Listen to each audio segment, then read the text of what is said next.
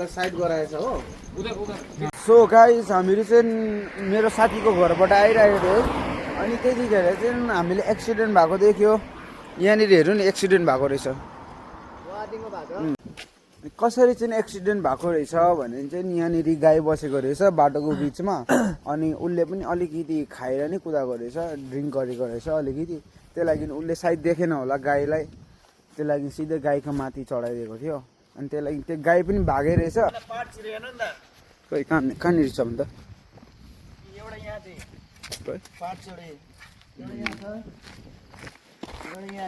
बहुत 2-3 part एन्ट्रोकको scooty गयो 125 यस 125 कतिवटा पार्ट यहाँ टुक्रा टुक्रा भइसक्यो सबै टुक्रा टुक्रा भएको यहाँनिर सबै पेट्रोल हेर्नु त यहाँनिर कस्तो चाहिँ एक्सिडेन्ट भयो होला सोच्नु। तर भगवानको कृपाले त्यो मान्छे चाहिँ बाँच्यो, त्यो मान्छे चाहिँ हाँसी मारेको रहेछ। धन्न है भाइ, धन्न त्यो मान्छे चाहिँ बाँच्यो। त्यो मान्छेको भिडियोमा एकपल्ट हामीहरू थियो भनेर मात्रै बाँच्यो। रोडको बिचमा यहाँनिर यहाँ अगाडि नै यहाँनिर नै पडिरहेको थियो, लडिरहेको थियो कि। अनि हामीले चाहिँ त्यस्तो भयो भने इन्सानियत देखाउनु पर्छ। जो भयो भने या दुश्मन होस् या आफ्नो साथी होस्, आफ्नो गाउँको होस्, आफ्नो गाउँको जे पनि होस् न, इन्सानियत चाहिँ देखाउनु पर्छ क्या सबैजनालाई।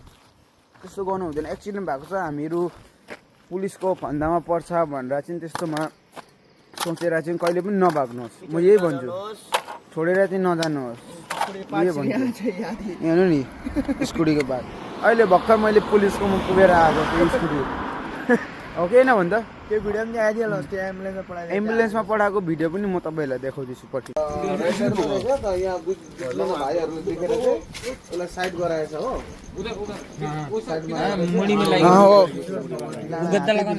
हामी आए लु दा छिचिरो गरिदिउँ न दा।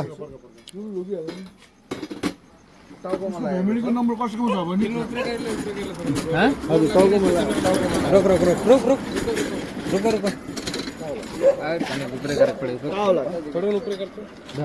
दलसिङपाडाको होस् या जयगाउँको होस्, आफ्नो डुवर्सको होस्, सबैजनालाई भन्छु बी केयरफुल।